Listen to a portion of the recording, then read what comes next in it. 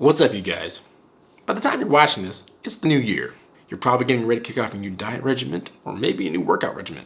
Maybe you're also looking to improve your financial wellness. Maybe finally save up that emergency fund, begin investing monthly. This year is going to be different, right? You're finally going to meet all of your goals, and you're definitely going to lose weight, improve your reading habits, sleeping habits. Everything is going to change. Am I right? This year is going to be different, I swear. Does all this sound familiar? Do you go through a constant yearly cycle of making promises to yourself and then breaking them within weeks? If that sounds like you, then this video is right up your alley. We're going to talk about why making New Year's resolutions is probably a bad habit that you should break in the new year. Coming up next on BTB Fusion.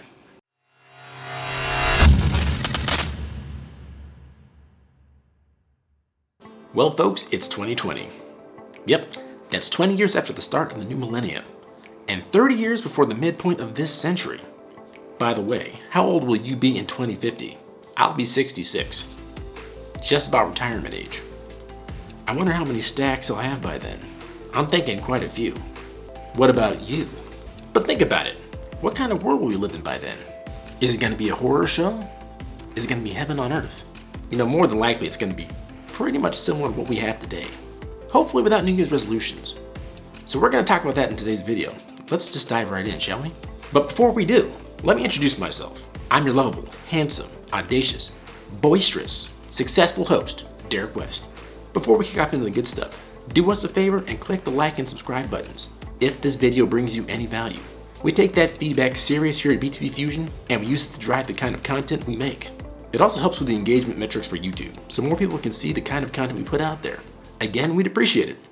But with that out of the way, it's a time-honored tradition, coming up with a New Year's resolution to celebrate the new year. After taking a look back at the year behind you, and reveling in your accomplishments, and reflecting on your failures, it just seems logical to take that feedback and create a resolution starting on January 1st, i.e., I'm going to do X this year instead of Y, or I'm going to do Z and X, as well as Y. Sorry to throw algebraic variables at you in a YouTube video.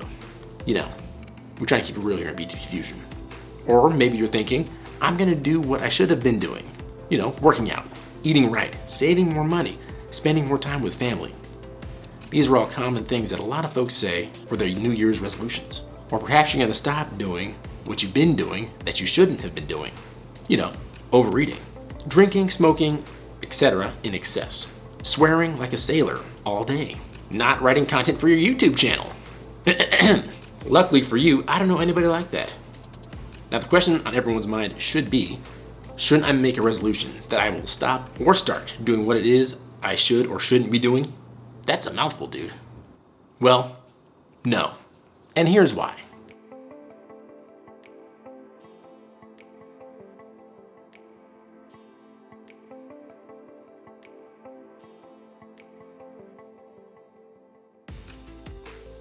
Improving the circumstances in your life and in the habits that you have more than likely will not be an overnight revelation.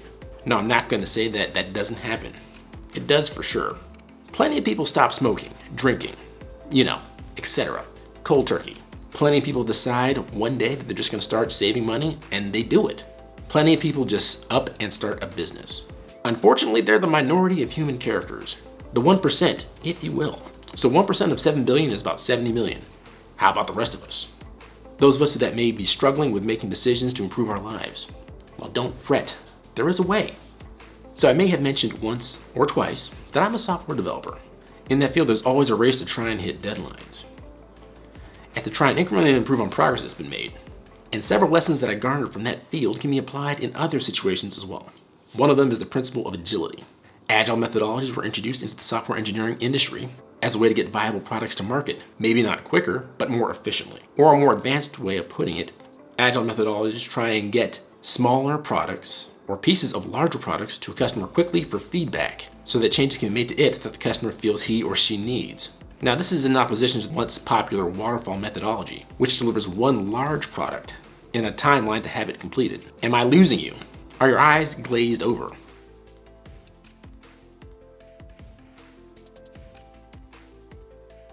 Are you tempted to click onto that cat video in the suggested column? If so, stick with me. I'm getting to the heart of the matter.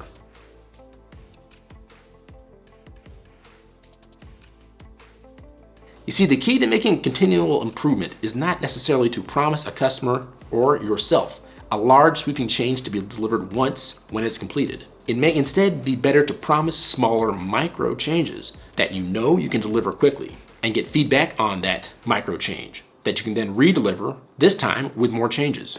In terms of New Year's resolutions, maybe instead of making a resolution that you will get in shape this year, instead, every week of the year, try one new exercise routine that may help you get into shape.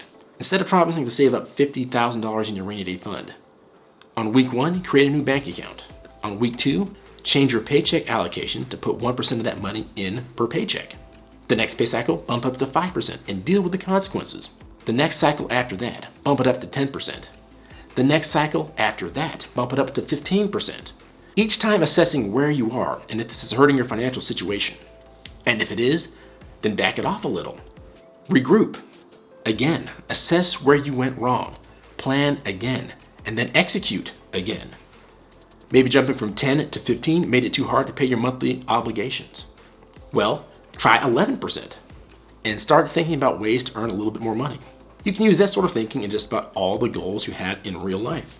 So to really spell it out in steps for you, for those of you that may still be lost.